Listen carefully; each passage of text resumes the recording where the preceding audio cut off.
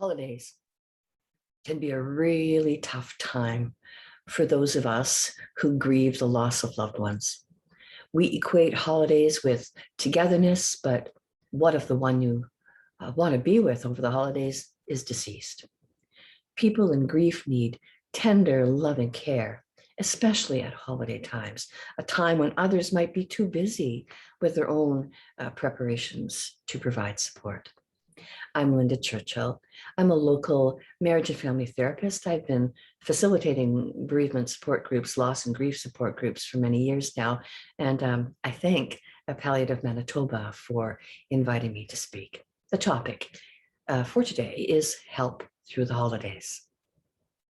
Grief, it can be isolating at the best of times, but and in a normal world, but never mind this new normal that we're facing as we continue to wait for the pandemic to stop. And now we're seeing other sorts of losses. We're seeing families and friends divided over pandemic-related issues, political decisions, masking, vaccinations, and so on. I'm starting to see people who are planning their Christmas visits with extended family kind of in shifts because some people are vaccinated, some people aren't vaccinated, and it's really quite a quagmire.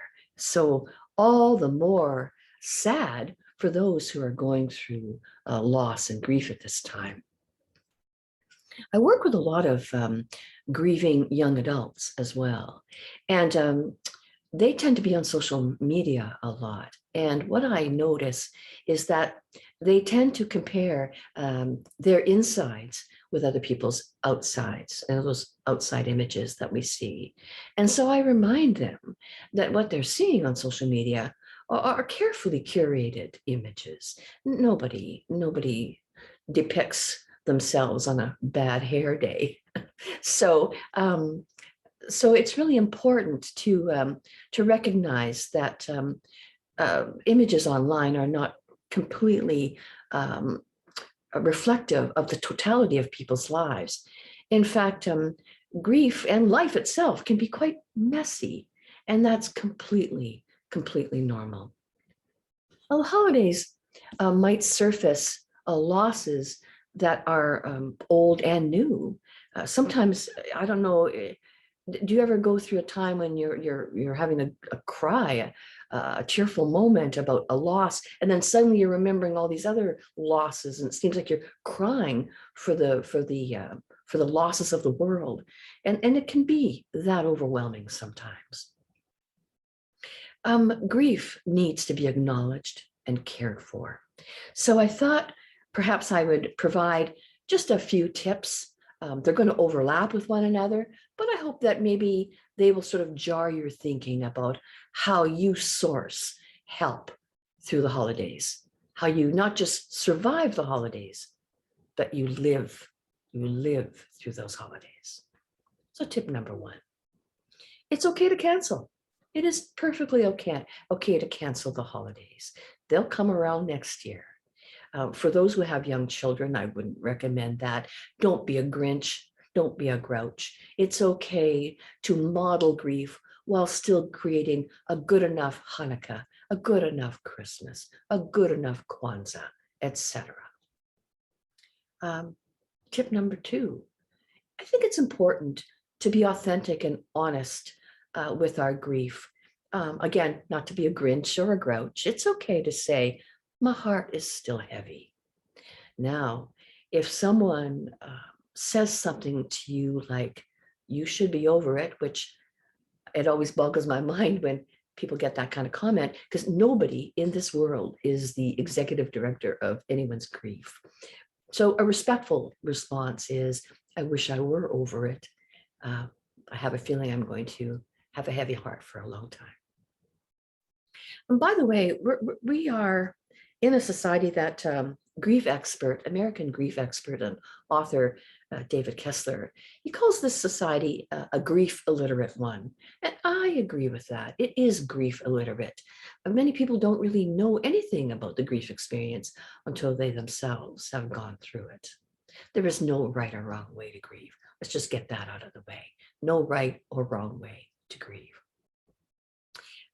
Tip number 3, it's okay to include the loss into the holidays, to incorporate it, to integrate it, if you will, and if you're willing. Some people will get a large candle and light and keep it lit throughout the day, sort of in loving memory, sort of a symbol of the loved one's not with us in body, but we are sure with them in spirit. Some people like to make their favorite dish or their favorite recipes. Some people will say a special prayer. Some people might gather with some others who might have known the deceased. And it's okay to open the door to share stories and reminisce. I know that some people find it very meaningful to seek out the Palliative Manitoba's seasonal memory tree. That's a meaningful way to mark the holidays and to acknowledge the loss. Tip number 4, it's okay to reevaluate the holidays, reevaluate the rituals, I should say. What does work? What doesn't work? What's outdated? What's joyful? What's obligation? It is quite okay to take the pressure off. It's okay to do the bare minimum, as I said earlier, or nothing at all, or something completely new.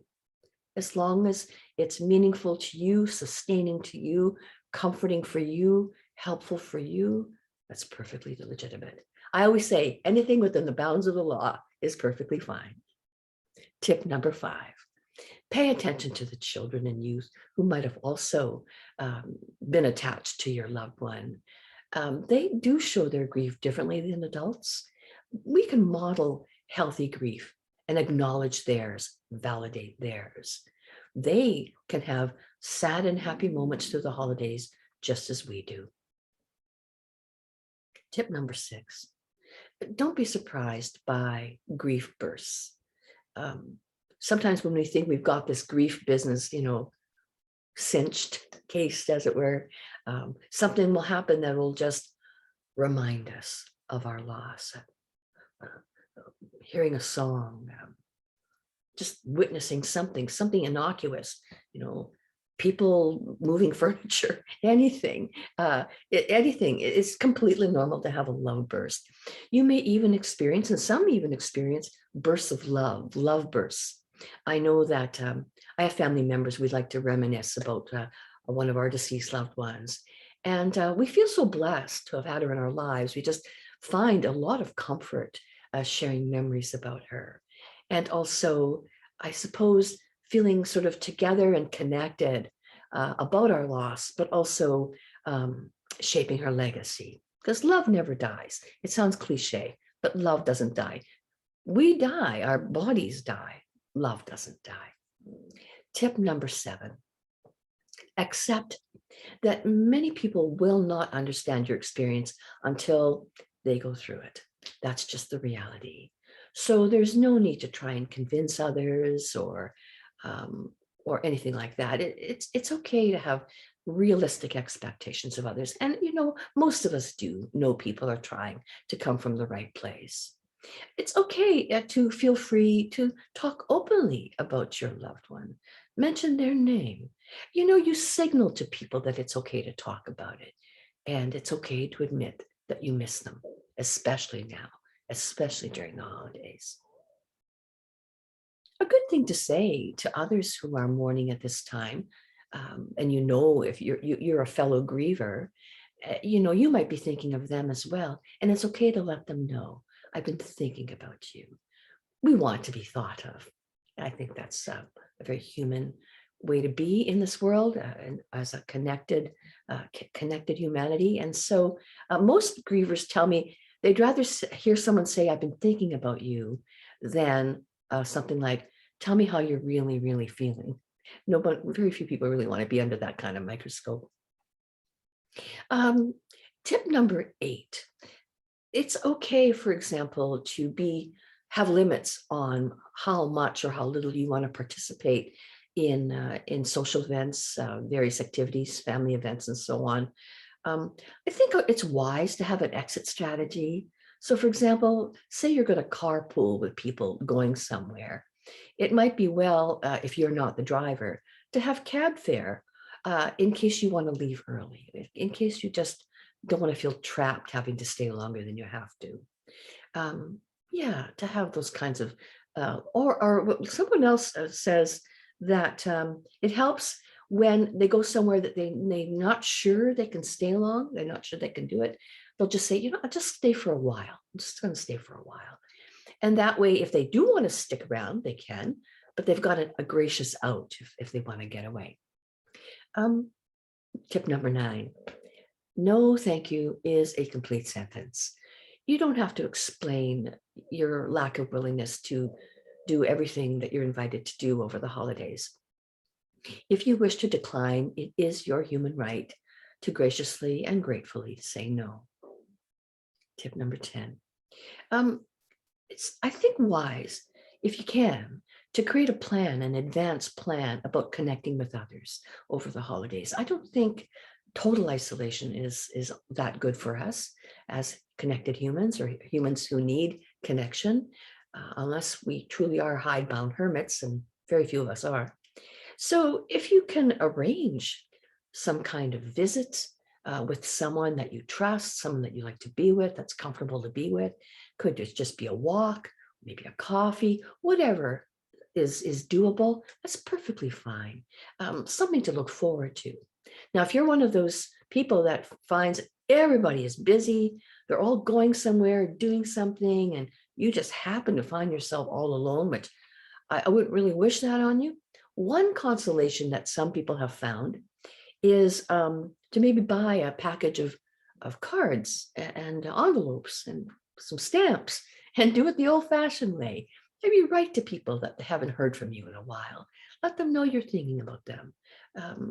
Just a friendly letter in the mail. Most of us, even if it's from across town or across the country, across the miles, many people like still to get a friendly letter in the mail. It's a nice change from text messages and email. Tip number 11, consider reaching out for group support, whether local groups or online groups, they do exist. Some churches offer grief support groups for free. As a therapist who's been facilitating support groups for years, to me, entering into grief is rather like going into a foreign country. Most of us really wouldn't want to travel into a foreign country for any length of time all by ourselves. Most of us would want to sign on with a tour group or go with a group of friends if we could, or a friend. And so I think when people join support groups, it's kind of like finding companions rather, in the grief experience. And for a lot of people, it can provide such relief from the profound loneliness that grief brings with it. Anyway, I hope this presentation proves useful in some way. I wish you well as you find helpful ways to live through the holidays.